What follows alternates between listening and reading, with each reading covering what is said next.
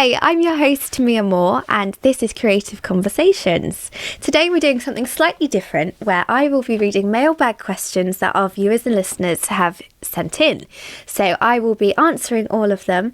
If you ever have any other questions, then please feel free to let us know on our socials or in the comments on our videos on YouTube.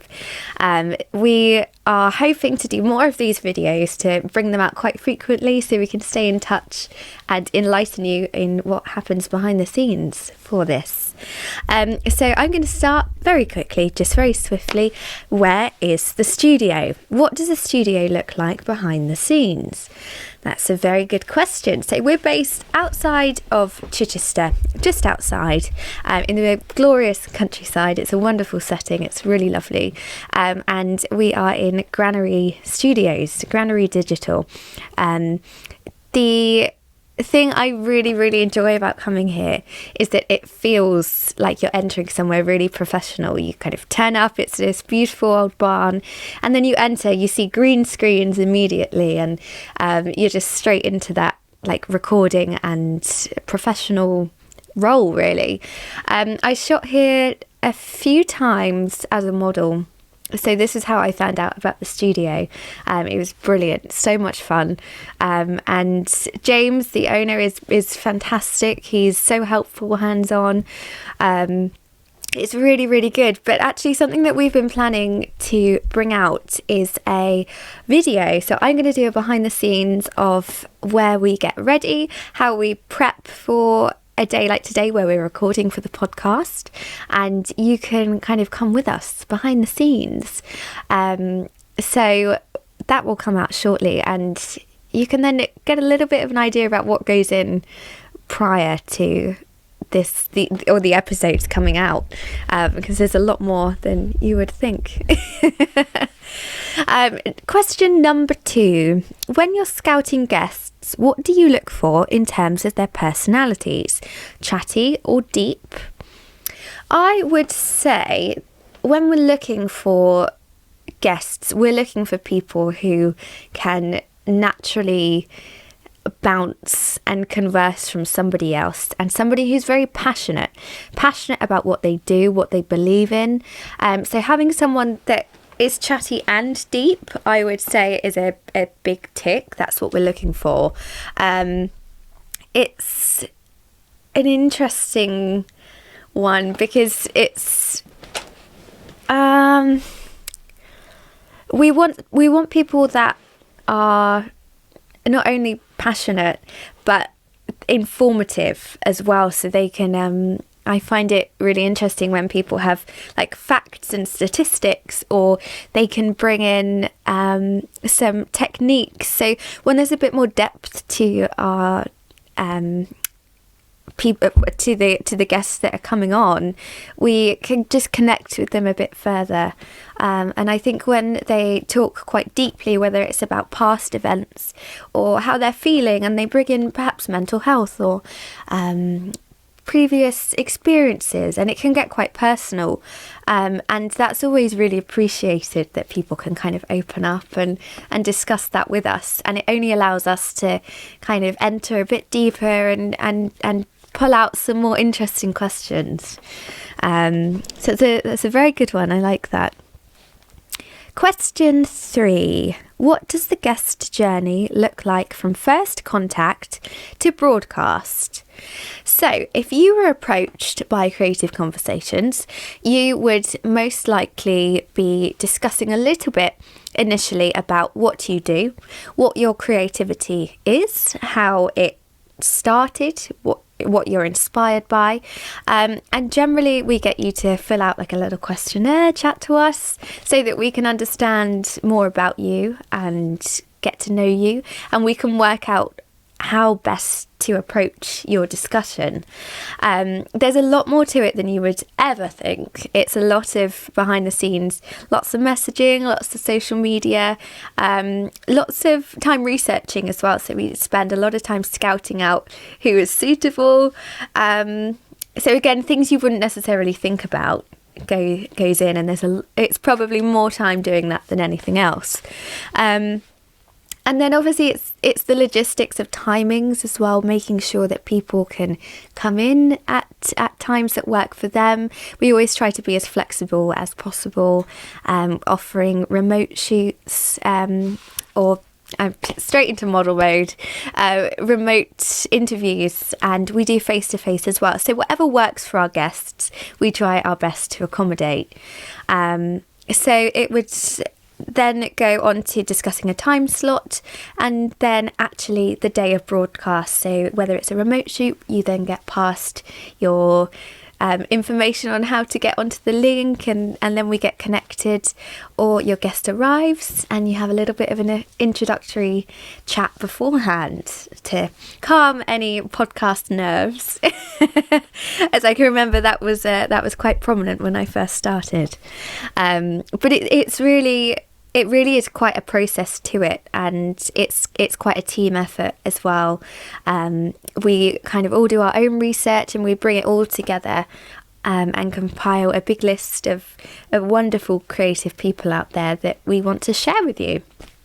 So yeah, I would say that's pretty much the whole journey, and then it's a teeny weeny bit of recording and filming, and then that's it, and it goes live at some point, usually like a month or so afterwards. So it's a lot to it. It's not just as simple as, hi, please come onto the podcast, you film it, done. It's all of the logistics in between.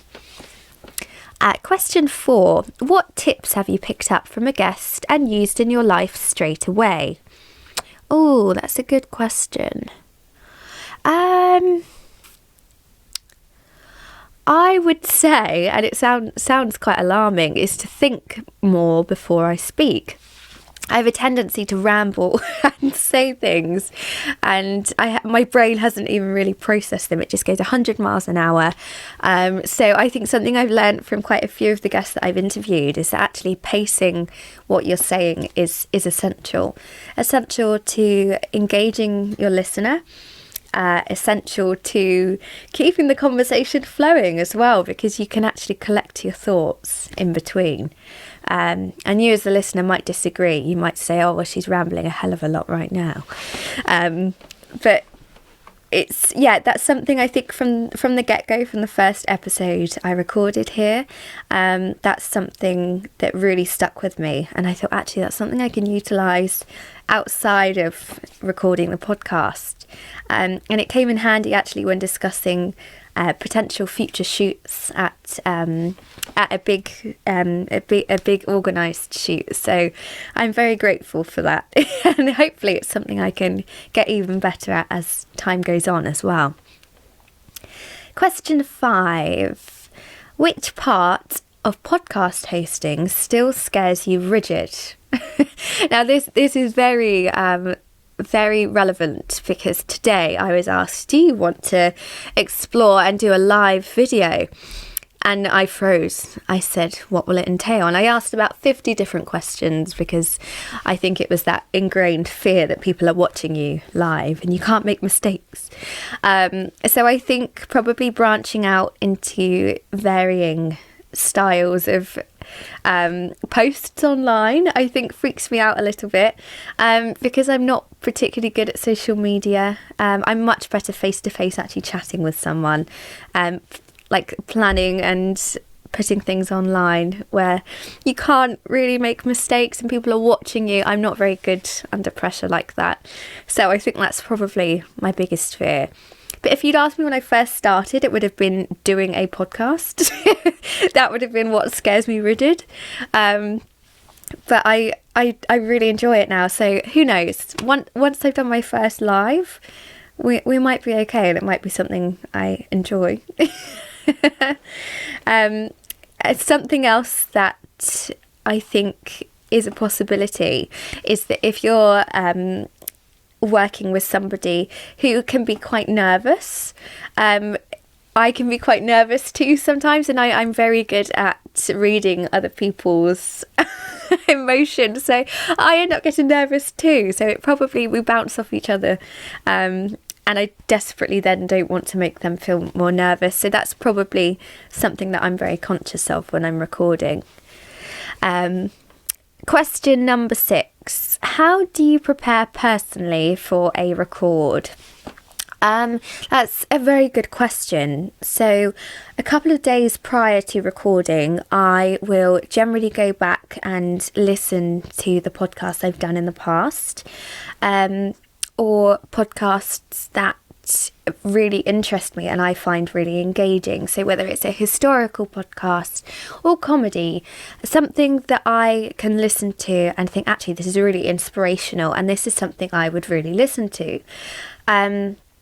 I also watch videos, so visuals of podcasts, so that I can read the body language, because I understand that when you're watching somebody relax into their role when they're interviewing or chatting, it's really refreshing to see them just kind of chilled, not in an unprofessional way, but to see their actual body relaxed. It feels like I'm kind of watching somebody having a chat in a coffee shop, you know, which I think is how it should be, rather than a strict job interview style, which amps anxiety up and up.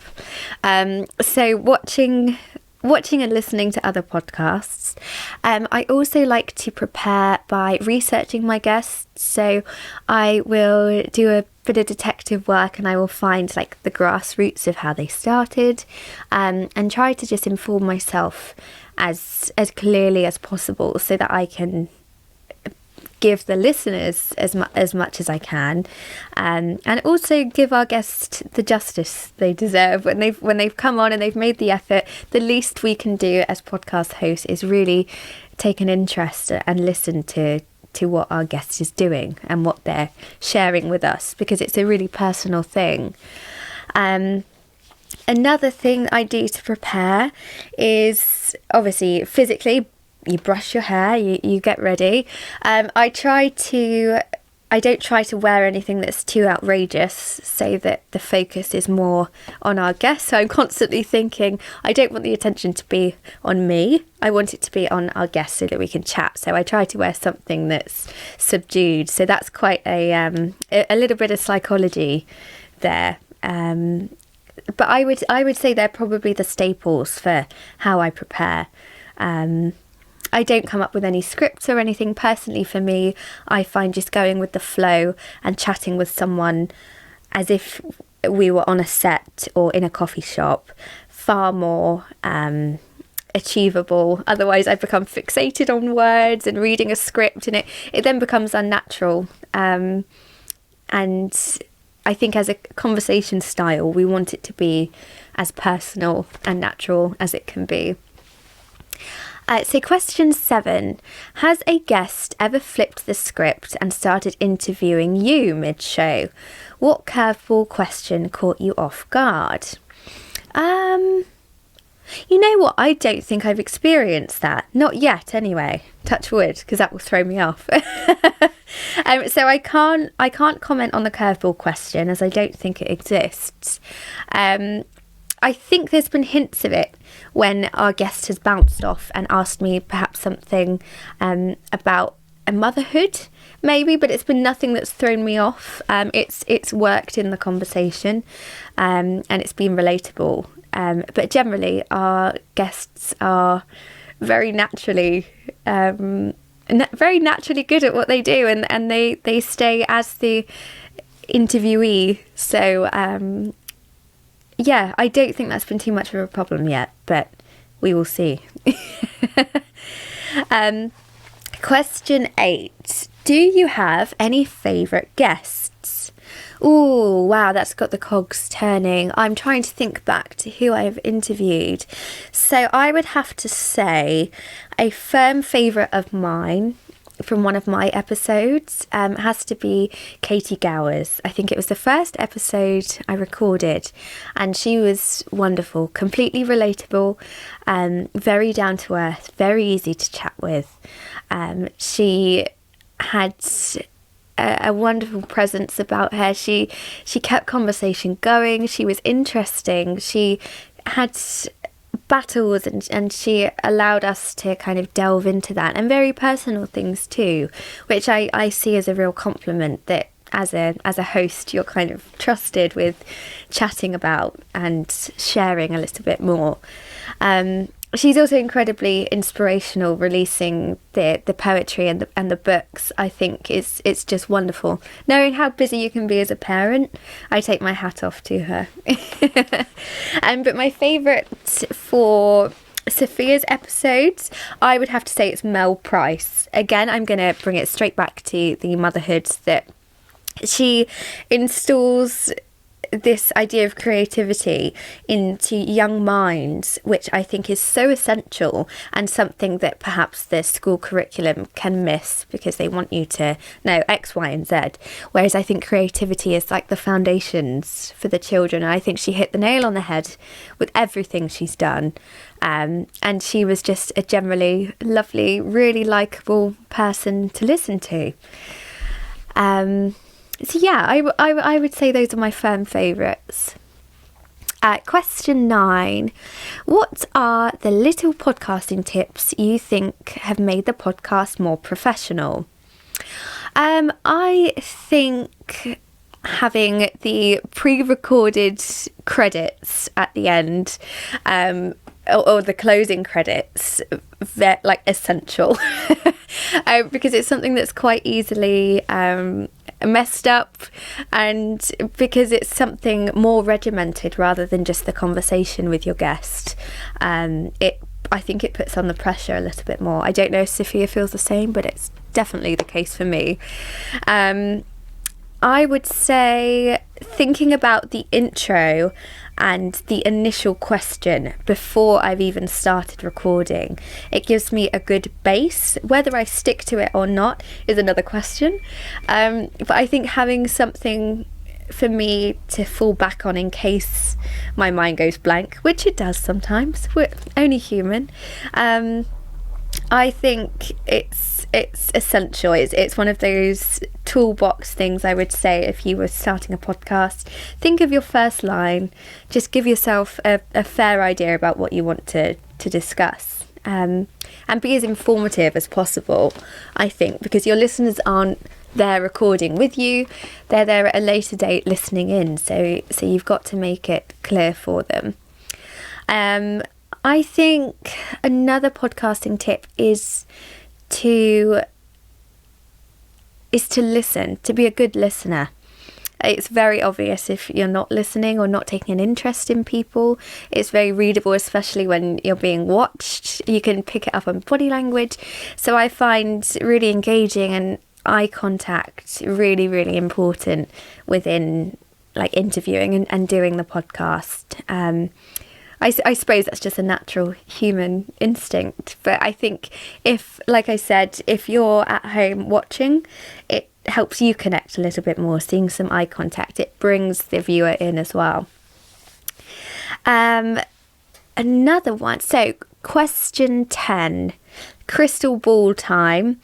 Who's your dream guest? Oh, that is a very good question. Very, very good question. Dream guest, so that could be anyone of any ranking. That's, wow, where do you start with that?